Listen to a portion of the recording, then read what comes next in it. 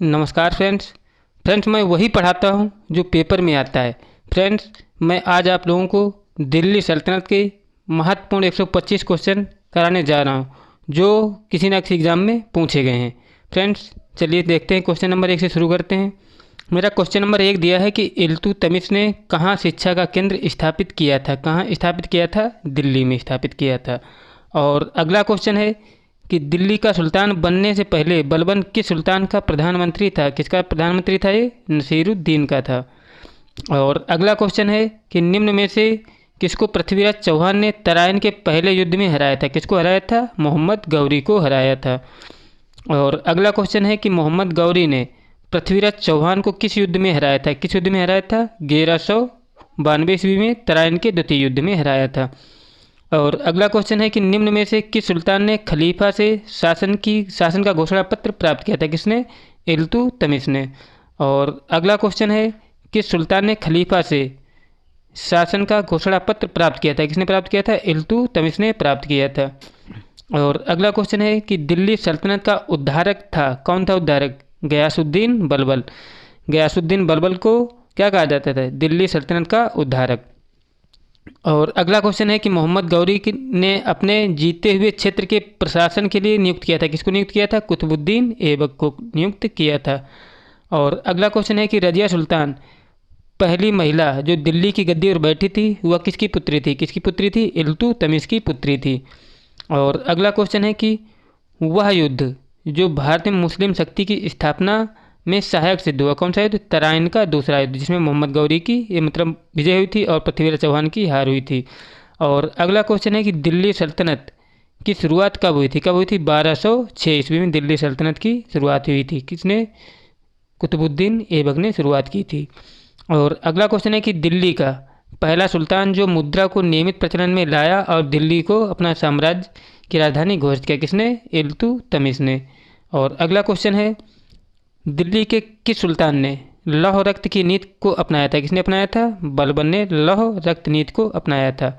और अगला क्वेश्चन है कि चांदी के सिक्के को किसके कार्यकाल में प्रचलन में लाया गया था। किसके कार्यकाल में प्रचलन में लाया गया था? इल्तुतमिश के शासनकाल में। और अगला क्वेश्चन है कि निम्न में से किस सुल्तान की मृत्यु पोलो या चौगान खेलते हुए हुई थी। किसकी मृत्यु हुई थी? कुतुबुद्दीन ऐबक की मृत्यु हुई थी। और अगला क्वेश्चन है कि तराइन का युद्ध पृथ्वीराज चौहान और किसके बीच में हुआ था। किसके बीच में हुआ था? मोहम्मद गौरी और पृथ्वीराज चौहान के बीच में हुआ था। और अगला क्वेश्चन है कि तराइन का युद्ध किस वर्ष लड़ा गया था। पहला जो युद्ध था 1191 ईस्वी में लड़ा गया था, दूसरा 1192 ईस्वी में लड़ा गया था। और अगला क्वेश्चन है कि लाख बख्श की उपाधि किस शासक को दी गई थी। किसको दी गई थी? कुतुबुद्दीन ऐबक को लाख बख्श की उपाधि दी गई थी। और अगला क्वेश्चन है कि वह मुस्लिम आक्रमणकारी जिसने नालंदा विश्वविद्यालय को नष्ट किया था, किसने? मोहम्मद बिन बख्तियार खिलजी। बहुत गलत किस्म का आदमी था भाई।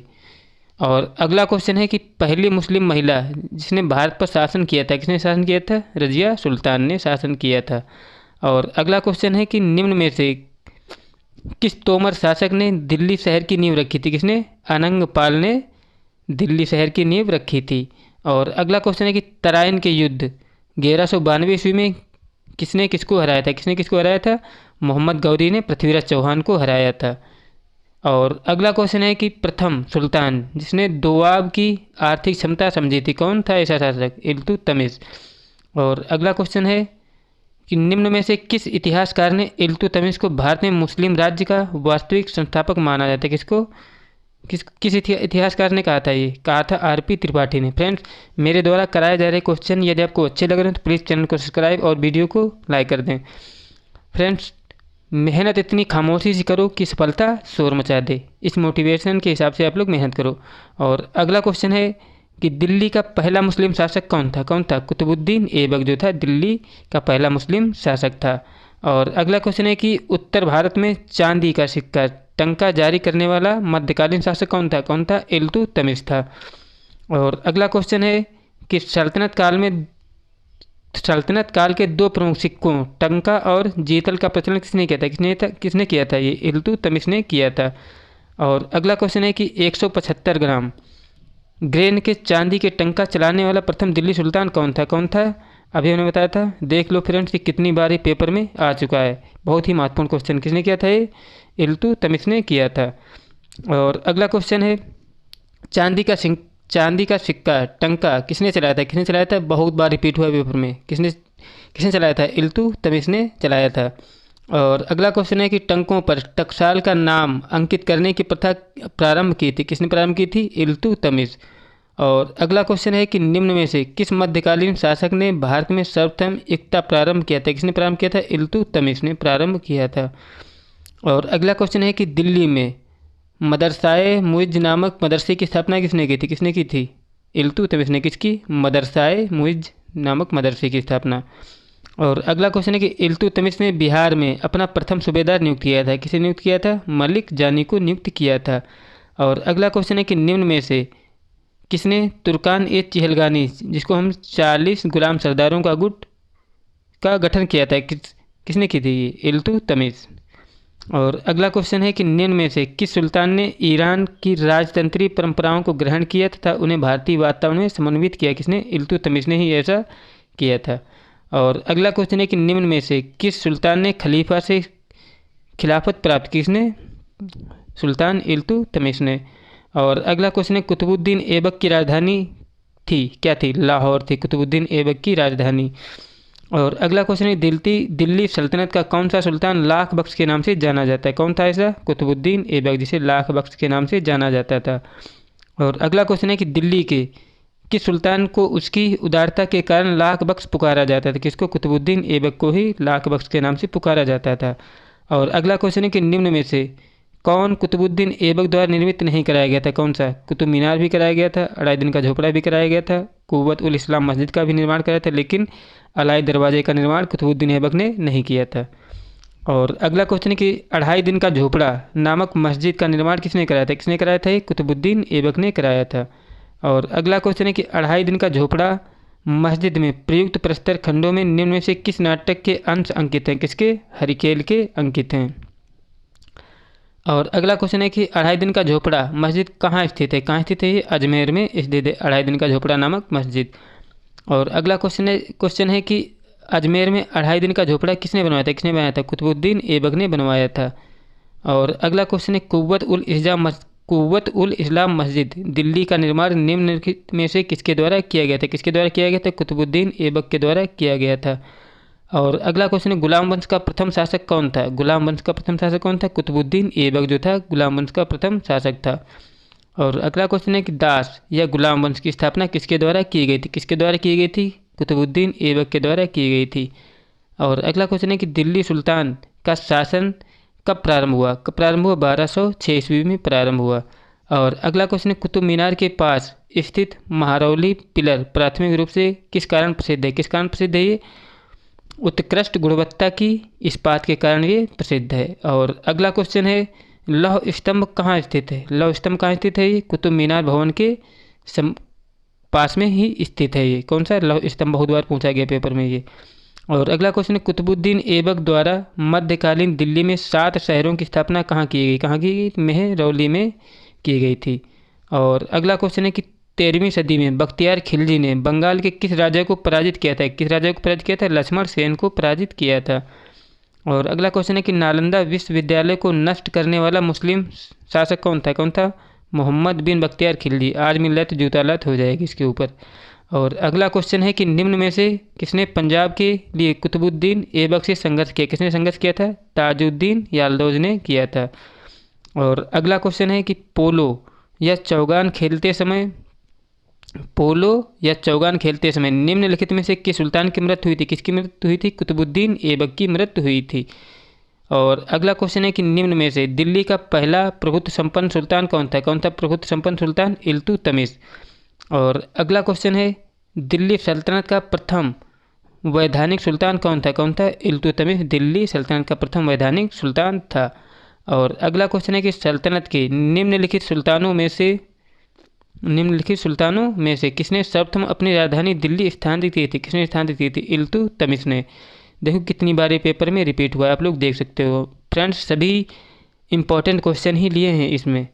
और अगला क्वेश्चन है कि नियमित मुद्रा जारी करने वाला और दिल्ली को अपने साम्राज्य की राजधानी घोषित करने वाला दिल्ली का प्रथम सुल्तान कौन था? कौन था ये? इल्तुतमिश था। और अगला क्वेश्चन है कि दिल्ली की कुव्वत उल इस्लाम मस्जिद के प्रांगण में प्रसिद्ध लौह स्तंभ किसकी स्मृति में है? किसकी स्मृति में है? चंद्र की स्मृति में है। और अगला क्वेश्चन है कि इंडो इस्लामिक कला का सबसे पहला उदाहरण क्या है? इसका उदाहरण क्या है? कुव्वत उल इस्लाम मस्जिद। और अगला क्वेश्चन है कुतुब मीनार जो दुनिया की सबसे ऊंची ईंटों की मीनार है, इसका निर्माण 1193 में दिल्ली सल्तनत के संस्थापक किसके आदेशों के तहत किया गया था? किसके आदेशों के तहत किया गया था? कुतुबुद्दीन ऐबक के आदेशों के तहत किया गया था। और अगला क्वेश्चन है कि निम्नलिखित में से किसने प्रसिद्ध कुतुब मीनार के निर्माण में योगदान नहीं दिया? किसने? इन तीनों ने दिया है, लेकिन गयासुद्दीन तुगलक ने नहीं दिया है। कुतुबुद्दीन ऐबक, इल्तुतमिश और फिरोज शाह तुगलक ने कुतुब मीनार के निर्माण में योगदान दिया था। और अगला क्वेश्चन है कुतुब मीनार कहाँ स्थित है? कहाँ स्थित है? दिल्ली में स्थित है। और अगला क्वेश्चन है कि किस शताब्दी में दिल्ली का कुतुब मीनार बना था? किस शताब्दी में बना था? ये 12वीं शताब्दी में बना था कुतुब मीनार। और अगला क्वेश्चन है कुतुब मीनार के संबंध में निम्नलिखित में से कौन सा कथन सत्य नहीं है? मतलब कैसे है सत्य नहीं? कौन सा है? यह एक 4 मंजिली संरचना है, ये सत्य नहीं है। बाद में कि ये इल्तुतमिश द्वारा पूरी की गई प्रारंभिक 3 मंजिलों की योजना में भिन्नता है। ऊपर की उसकी परिधि कैसी क्रमशः कम होती गई है। और अगला क्वेश्चन है कि निम्नलिखित सुल्तानों में से कौन एक इल्तुतमिश की संतान नहीं था किंतु उसके वंश का अंतिम उत्तराधिकारी था? कौन? नसीरुद्दीन महमूद जो था इल्तुतमिश की संतान नहीं था, लेकिन उसका अंतिम उत्तराधिकारी था। और अगला क्वेश्चन है कि निम्नलिखित में कौन सा कथन बलबन के संबंध में सही नहीं है? कौन सा सही नहीं है? उसने तुकान ए चहलगानी का प्रभाव समाप्त किया, सही है। और उसने बंगाल के विद्रोह का भी दमन किया था, ये भी सही है। और उसने नियामत ए खुदाई के सिद्ध किया, और लेकिन क्या है, इसने इक्तादारी प्रारंभ किया, ये सही नहीं। किसी ये इक्तादारी प्रथा किसने प्रारंभ की थी? आप लोगों को पता होगा। और अगला क्वेश्चन है निम्नलिखित फारसी के कवियों में से किसे भारत का सादी कहा जाता है? किसे भारत का सादी कहा जाता है? अमीर हसन को कहा जाता है। और अगला क्वेश्चन है कि दिल्ली के सुल्तान बलबन का पूरा नाम क्या था? क्या था? गयासुद्दीन बलबन इसका पूरा नाम था। और अगला क्वेश्चन है कि दिल्ली के सुल्तान का पद संभालने से पहले बलबन के सुल्तान का प्रधानमंत्री था? किसका? नसीरुद्दीन का प्रधानमंत्री था। और अगला क्वेश्चन है कि बलबन अपने को किसका वंशज मानता था? किसको? अफरासियाब का वंशज मानता था। कौन? बलबन। और अगला क्वेश्चन है सुल्तान बलबन ने अपने दरबार का गठन किया था, कब किया? मतलब फारसी पद्धति पर किया था। किसने? सुल्तान बलबन ने अपने दरबार का गठन। और अगला क्वेश्चन है कि अपनी शक्ति को संगठित करने के बाद बलबन ने भव्य उपाधि धारण की। किसकी? इसने जिले इलाही की उपाधि धारण की थी। किसने? बलबन ने। और अगला क्वेश्चन है कि सुल्तान ने स्वयं को नाइब ए खुदाई कहा? किसने कहा था? बलबन ने अपने आप को नाइब ए खुदाई कहा था। और अगला क्वेश्चन है कि निम्नलिखित सुल्तानों में से किसने गढ़ मुक्तेश्वर की मस्जिद की दीवारों पर अपने शिलालेख में स्वयं को खलीफा का सहायक कहा? किसने कहा था? ये बलबन ने स्वयं को खलीफा कहा था। और अगला क्वेश्चन है कि निम्नलिखित इमारतों में से किस एक में पहली मौजूद सही मेहराब पाई गई? किसमें पाई गई? सुल्तान बलबन के मकबरे में। और अगला क्वेश्चन है कि प्रथम वास्तविक मेहराब किस सल्तनतकालीन स्मारक में दृश्यित है? किसमें है? बलबन के मकबरे में दृश्यित है। कौन? प्रथम वास्तविक मेहराब। और अगला क्वेश्चन है कि भारत में प्रथम मकबरा जो शुद्ध इस्लामिक शैली में निर्मित हुआ था? किसका? बलबन का जो मकबरा था शुद्ध इस्लामिक शैली में निर्मित हुआ था। और अगला क्वेश्चन है कि दिल्ली के किस सुल्तान के विषय में कहा गया कि उसने रक्त और लौह की नीति अपनाई थी? किसके बारे में कहा गया था? बलबन के बारे में कहा गया था। और अगला क्वेश्चन है कि निम्न में से किस सुल्तान ने तुर्कान ए चहलगानी 40 गुलाम सरदारों का गुट का दमन किया? किसने दमन किया था? बलबन ने शुरू किया था। और अगला क्वेश्चन है निम्न में से किसको शक्तिशाली नोबलों के एक समूह में चहलगानी का विनाश का श्रेय दिया जाता है? किसको? बलबन को दिया जाता है। किसका? चहलगानी का विनाश का श्रेय दिया जाता है। और अगला क्वेश्चन है कि चहलगानी या फोर्टी के रूप में विख्यात तुर्की सामंतों की शक्ति को भंग करने वाले प्रथम दिल्ली सुल्तान कौन था? कौन था ये? बलबन। और अगला क्वेश्चन है कि निम्नलिखित में से किसने भारत में प्रसिद्ध फारसी नवरोज का प्रारंभ किया? किसने? बलबन ने प्रारंभ किया था। और अगला क्वेश्चन है कि प्रसिद्ध फारसी त्यौहार नवरोज का प्रवर्तन किसने किया? किसने किया था? बलबन ने किया था। और अगला क्वेश्चन है कि दिल्ली का प्रथम सुल्तान जिसने दरबार में गैर इस्लामिक प्रथाओं का प्रचलन किया कौन था? ये कौन था? ये बलबन। और अगला क्वेश्चन है कि दिल्ली सल्तनत के शासकों में किसका राजत्व का सिद्धांत प्रतिष्ठा, शक्ति और न्याय पर आधारित है? किसका शासन था? ये बलबन का शासन था जिसने राजत्व का सिद्धांत प्रतिष्ठा, शक्ति और न्याय पर आधारित किया था। और अगला क्वेश्चन है कि भारत अरब नहीं है, इसे दारुल इस्लाम में परिवर्तित करना व्यवहारिक रूप से संभव नहीं है। यह कथन किसका था? ये किसका था? ये इल्तुतमिश का है। और अगला क्वेश्चन है कि दिल्ली का कौन सुल्तान मंगोला नेता चंगेज खां के समकालीन था? कौन था ये? इल्तुतमिश जो था मंगोल नेता चंगेज खां के समकालीन था। और अगला क्वेश्चन है कि चंगेज खां के नेतृत्व में मंगोलों ने भारत में किसके समय में आक्रमण किया था? किसके समय में आक्रमण किया था? इल्तुतमिश के समय में आक्रमण किया था। और अगला क्वेश्चन है कि मंगोल आक्रमणकारी चंगेज खां भारत की उत्तर पश्चिम सीमा पर निम्न में से किसके काल में आया था? किसके काल में आया था? ये इल्तुतमिश के शासनकाल में आया था। और अगला क्वेश्चन है कि चंगेज खां ने जलालुद्दीन का पीछा करते हुए किसके शासनकाल में भारत की सीमाओं पर आक्रमण किया था? किसके शासनकाल में? इल्तुतमिश के शासनकाल में।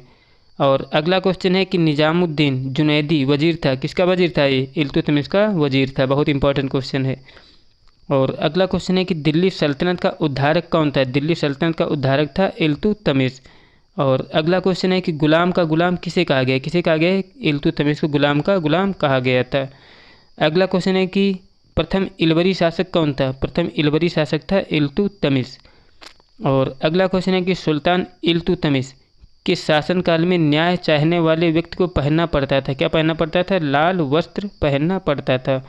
और अगला क्वेश्चन है कुतुब मीनार किस प्रसिद्ध शासक ने पूरा किया था? किसने पूरा किया था? इल्तुतमिश ने मतलब कुतुब मीनार को पूरा कराया था। और अगला क्वेश्चन है कि मिन्हाज उज सिराज किन शासकों का समकालीन था? किसके? दास वंशी शासकों के समकालीन था। कौन? मिन्हाज उज सिराज। और अगला क्वेश्चन है कि तबकात ए नासरी के लेखक कौन है? तबकात ए नासरी के लेखक कौन है फ्रेंड? मिन्हाज उज नासरी हैं इसके तबकात उज नासरी के लेखक। और अगला क्वेश्चन है कि किस विश्व विरासत स्थल में इल्तुतमिश का श्रेय मतलब इल्तुतमिश की कब्र है? किसमें है? कुतुब मीनार में। आप लोग याद रखना जो कुतुब मीनार बना है उसमें इल्तुतमिश की कब्र है। और अगला क्वेश्चन है कि भारत की प्रथम महिला शासक कौन थी? कौन थी? रजिया सुल्तान जो थी भारत की प्रथम महिला शासक थी। और अगला क्वेश्चन है कि दिल्ली सल्तनत की एकमात्र महिला शासक कौन है? कौन है? रजिया सुल्तान। और अगला क्वेश्चन है कि उत्तर भारत की प्रथम मुस्लिम महिला शासक थी? कौन थी? रजिया सुल्तान। और अगला क्वेश्चन है कि निम्न में से किस अकेली रानी कौन थी जिसने दिल्ली पर शासन किया? किसने शासन किया था? रजिया सुल्तान ने शासन किया था।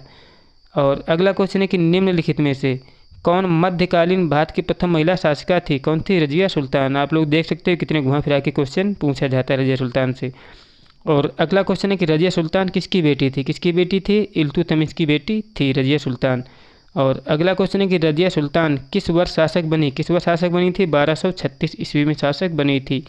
और अगला क्वेश्चन है कि निम्नलिखित में से किस सुल्तान ने सिक्कों पर उमद उल निस्वा का विरुद्ध धारण किया? किसने? रजिया ने ही ऐसा किया था। और अगला क्वेश्चन है कि रजिया बेगम को सत्याच्युत करने में किसका हाथ था? किसका हाथ था? ये तुर्कों का हाथ था जो इसको सत्ता से हटाने में हाथ था इन लोगों का। और अगला क्वेश्चन है किसके सिक्कों पर बगदाद के अंतिम खलीफा का नाम सर्वप्रथम अंकित हुआ? किसका? अलाउद्दीन मसूद शाह का। और अगला क्वेश्चन है कि सुल्तान घरी किसका मकबरा है? किसका मकबरा है? नसीरुद्दीन महमूद का मकबरा है। कौन? सुल्तान घरी। और अगला क्वेश्चन है कि ईरानी पद्धति सिजदा की शुरुआत किसने की थी? किसने की थी? बलबन ने ईरानी पद्धति सिजदा की शुरुआत। और अगला क्वेश्चन है कि सुल्तान शासक ने सीमा विस्तार की नीति नहीं अपनाई? किसने नहीं अपनाई थी? बलबन ने नहीं अपनाई थी, मतलब इसने किसी पर ज़्यादा आक्रमण नहीं किए थे। और अगला क्वेश्चन है कि निम्नलिखित में से बलबन के काल में विद्रोह करने वाला बंगाल का गवर्नर कौन था? कौन था? तुगरिल खां था जिसने बलबन के काल में विद्रोह किया था।